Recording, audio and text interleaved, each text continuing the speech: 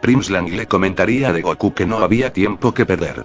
La solución estaba en llegar al punto más sagrado de la existencia, el cual era un concepto creado por los primordiales en el tiempo en el que rigieron los dos multiversos dimensionales. No obstante, complicado el hecho de llegar a ese punto sin una supremacía absoluta. Todo esto en el sentido de ser un primordial real al estilo de Yamoshi y Damu. Para llegar a ese punto había que juntar todas las omnipotencias otorgadas por estos, pues todas eran un fragmento de su poder real.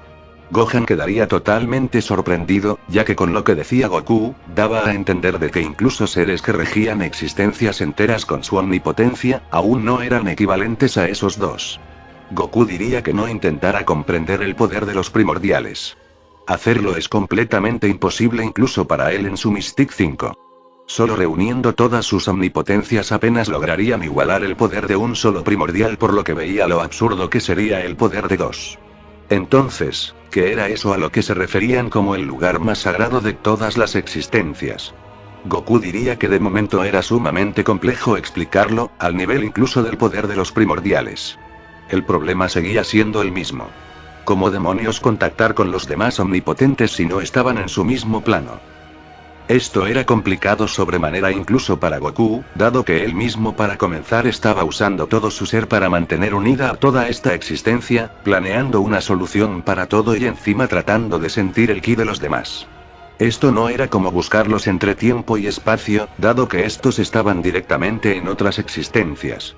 Unas que podían regirse por otros tipos de concepto e incluso donde estos conceptos no existiesen al ser de su propia omnipotencia. Es decir, un poder el cual entre ellos mismos no podían perturbar. Entonces en ese caso, ¿cómo podían solucionar esto? Goku diría que esto era algo que no era solo un problema de los omnipotentes o primordiales. Como ven a su alrededor, muchos estaban otorgando incluso su esencia para mantener el reino celeste. Hasta los mortales debían ayudar en esto de ser necesario. Broly se preguntaría en ese caso en qué podían contribuir, a lo que Goku diría que no necesariamente necesitaban poder. Necesitaban de alguien que tuviera conocimientos bastante extensos sobre cómo funcionaban las dimensiones y los planos cósmicos. En ese caso, ¿quién podría ser ese? Goku miraría a sus manos con una pequeña sonrisa, levantándola materializando a alguien que para él era realmente importante. Detrás de todos los presentes, esta voz diría que estaba tardando bastante para meterla al juego, ya que aunque el trabajo que le había otorgado hacía mucho era interesante, pronto se le quedó bastante corto. Prácticamente nadie entendería quién era, pero esta era nada menos que Irina. La guardiana de lo que en su día fue el mundo vacío. Aunque bueno, luego de la unión entre la primera y segunda existencia esta era más bien la guardiana de la barrera entre las dimensiones.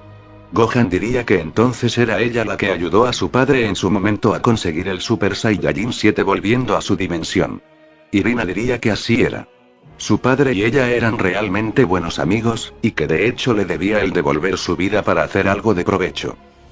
En su momento, justo antes de ser destruidos por los primordiales donde se dieron cuenta que ambas existencias podían convivir entre sí armónicamente, Goku y Vegeta aceptaron despojarse de su labor como guardianes del reino celeste y del infierno, para darle la responsabilidad a Damu y Yamoshi. No obstante, antes de todo eso, Goku no se olvidaría de aquellos a quienes él consideró muy perjudicados por la suerte y la influencia de Takama. De Miyagi, Kidnapped, V y por supuesto la guardiana Irina.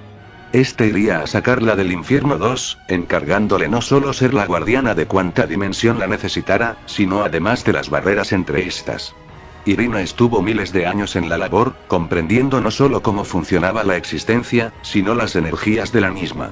Evidentemente como Goku no había nadie mejor para esto, pero en estas circunstancias necesitaba a alguien que pensara sin la presión a la que estaba sometido él. Irina diría que haría lo mejor que pudiera. Realmente el multiverso era fascinante en todo su haber y sería una pena que terminara por perderse en la nada. Siendo sincera, de todo a lo que se enfrentó y conoció, el único concepto abstracto al que jamás le encontró ningún tipo de sentido era la inexistencia. La misma parecía ser todo lo que estaba antes de la existencia, casualidad y causalidad, pero tampoco era comprensible. ¿Cómo podías dimensionar el antes cuando no existía el tiempo? Para comprender algo así, debías estar conformado de dicha antienergía, y eso era un suicidio en cuestión de conciencia.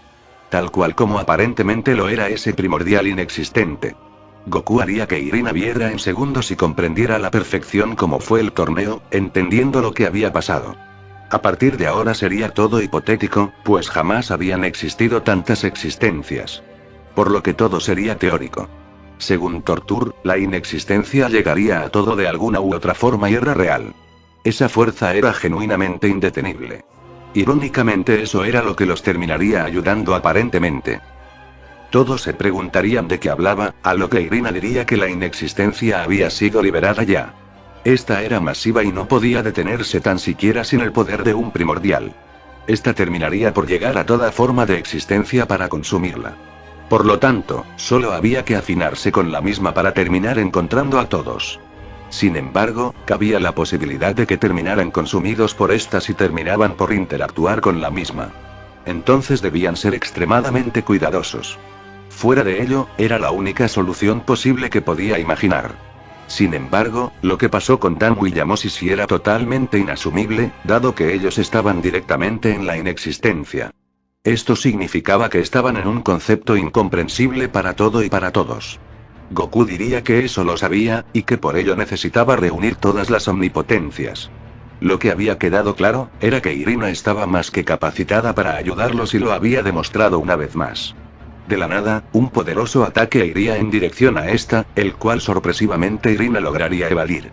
Quizá parecería algo normal, hasta que notaron que dicho ataque era proveniente del mismo Prince Lang. Este se disculparía posteriormente, diciendo que sentía la necesidad de hacerlo. Si no había escuchado mal, esta era Irina. Aquella heroína que había terminado por definir el camino y destino de Demillari cuando conoció su historia. A decir verdad no podía culparlo. Irina era no solo poseedora de un poder descomunal ahora, sino una maestra en el control de poder Mystique. Esto al Goku comentarle del mismo en su momento. Esta ya había mostrado afinidad a controlar energías complicadas en el pasado con la energía negativa.